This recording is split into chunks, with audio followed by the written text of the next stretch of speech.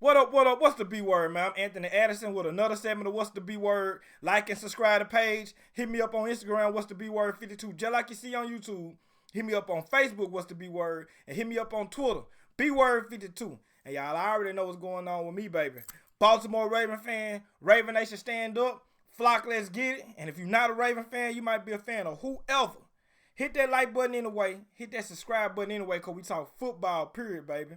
But reason why we here today, we're here to talk about the Baltimore Ravens, of course. And you already know, I'm sure, I mean, it's late in the day. Y'all know what went down. Y'all know what went down. We're here to talk about Earl Thomas. And in the words of my boy Engraven, he was saying it last offseason like a mug. It's another throwback. And you better know that. Earl Thomas, man, released by the Ravens, man. And it's a sad situation, man, because I was really hyped when we first signed Earl Thomas. And I knew that his first season with us wasn't gonna be just like, wow, this is Legion of Boom Earl Thomas, because he was coming off a broke leg one, and he's in the later years of his career, and he was joining a new scheme after being with one scheme for his whole career. But it was just other things with Earl Thomas that I've been seeing fans talk about for the longest, and it's kind of like you can kind of notice that like Earl never really felt at home in Baltimore. Like he didn't come in like a Eric Weddle and you know, just felt at home, or like how Mark Ingram came in and he just felt at home with the team. And you can kind of, if you just pay attention to body language and stuff like that, you can kind of notice it. He still played good on the field this past season and stuff like that. He had his little altercation with Brandon Williams this past season. And I didn't really pay that no mind, because the simple fact is they lost to a division rival, and they got the brakes beat off them at home at their house to a division rival. So, I mean, stuff like that, I mean, teammates fight all the time when stuff like that happen. So I didn't pay that no mind. Plus, we didn't lose another game until the Titans game after that game. So I really didn't pay that no mind.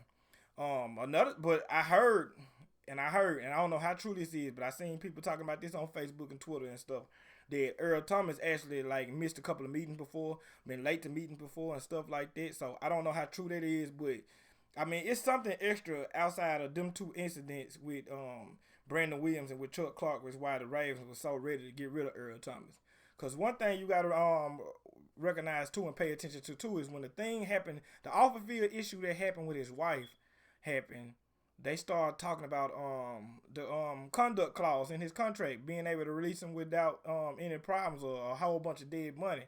And it just caught my eye. I was just looking at it like, man, like Earl didn't do nothing wrong in that situation as far as legally, because he did do something wrong as far as what was going on with his personal life with him and his wife, but he didn't do anything as far as like getting in trouble for domestic violence. He didn't do nothing wrong in that nature. So I was just like, why is they going so deep and looking into the conduct clause and seeing if he, you know, so they can void his contract? And I just really, really just looked at that like, I mean, I was like, Baltimore, like the Ravens must really, really want to get rid of Earl, you know? And then we already stacked that safety, and then we draft the safety too. Even though that was in the late round, we still draft the safety. It's just, I just was looking at it like, man, I think we about to move away from Earl.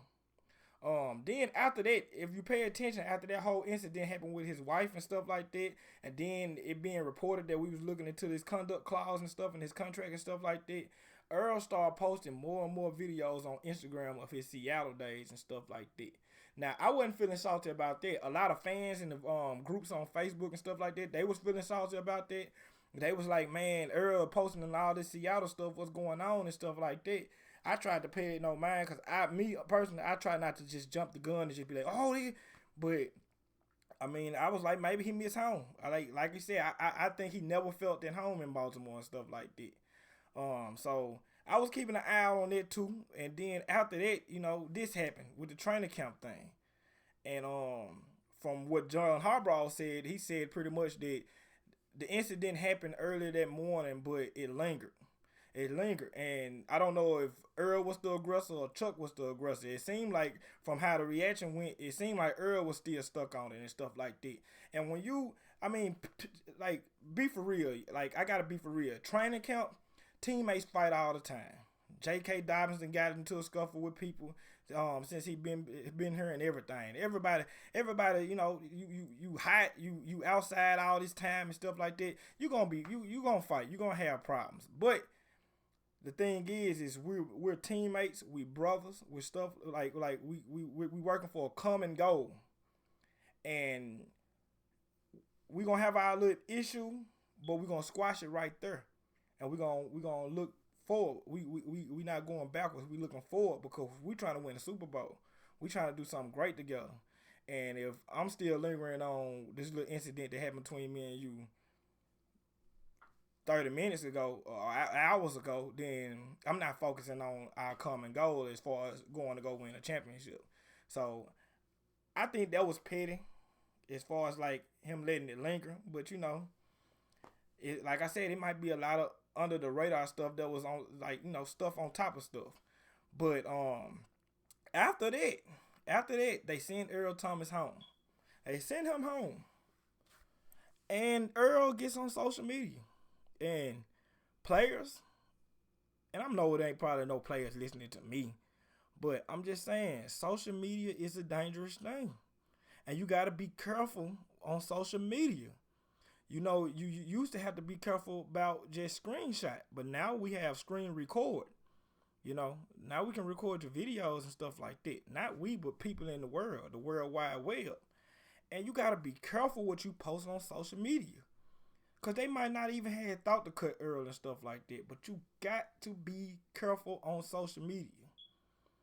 And what Earl did was very, very stupid on social media. He brought up the situation between him and Chuck Clark. And talked about it and stuff like that. And was saying he was looking forward to getting better and being back with his team. And how he hate being sent home. But he posted the play that caused the situation. And I'm saying in my head, like, man, you a veteran.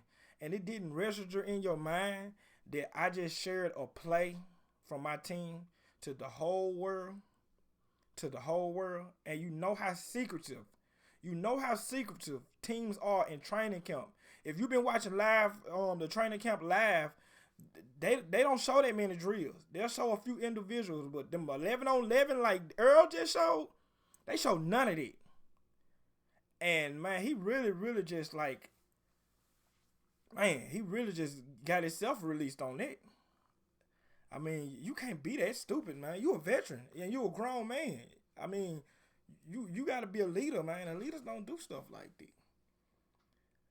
So, I think that's what really, really did it. And they was like, oh no, we got to let him go. And then I seen on his story that cause he deleted all this. I seen on his story, they were saying, would the Ravens release Earl? And he was like, y'all better not release Earl. And I'm like, dude, get off of social media, Earl. Get off. Y'all, this go for it, not even NFL players, us normal work people. Be careful on social media, man, because social media can cause you to lose your job. And that's what happened to Earl. Stuff on top of stuff with Earl, but social media didn't help. But anyway, man, it's pretty much black and white with this stuff, man. Earl Thomas jersey is another throwback, and you know that, like my man Engraven said, man, it's just a sad situation. A lot of people thinking about Joker starting, being a starting free safety and stuff like that. I like that, but at the same time, Joker can't stay healthy. And he'll have to prove to me that he can stay healthy. They talking about, having Jimmy Smith play more reps at safety. But the thing is, it's the same thing with Joker. Jimmy Smith is not the most healthiest guy on our team, So, and I heard that we'll have a little bit of money behind releasing Earl Thomas due to the conduct clause. And, you never know. That might be money that we can use to sign somebody. Logan Ryan is still around and stuff like that. And he can play multiple positions. And it's just, we just got to wait and see it, man. I'm sure Eric DeCosta got something planned. But I just wish, I wish if this would have happened, this would have happened, a while back. Where it was still people around, or we would have been able to draft a little bit more differently and stuff like that. Because, at the same time, Earl wasn't playing like old Earl, but that's still a lot of experience to replace on the back end. a lot of experience to replacing the back end. So we just gonna have to wait and see, man, and wait and see what happened. But anyway, man, I miss y'all, man. I'm finna start back dropping more videos, man, cause I really miss y'all. I really miss doing this. You know, I've been working real heavy. Me and my family, we've been, trying to lay low and stay out the way. Due to COVID, make sure all y'all stay safe with the COVID thing. Wear y'all masks, wash y'all hands, man, and just stay out the way, man. But anyway, I miss y'all, man. Flock, I love y'all. Subscribers, I love y'all. Make sure y'all click that subscribe button. Y'all make sure y'all click that like button. Drop a comment how you feel about the whole Earl Thomas thing. Do you feel like we made the right move? Do you feel like we was being petty? Do you feel like Earl was being a locker room counselor? Because I've been seeing a lot of people say that too. They've been saying they feel that Earl Thomas was being a locker room counselor. Just drop it in the comments and let it be known how you feel about it. But anyway, man. Oh yeah, make sure y'all follow me on all my social media platforms too. What's the B Word on Facebook? What's the B Word 52 on Instagram? B Word 52 on Twitter. But anyway, Flock, I love y'all, man, and I'm out.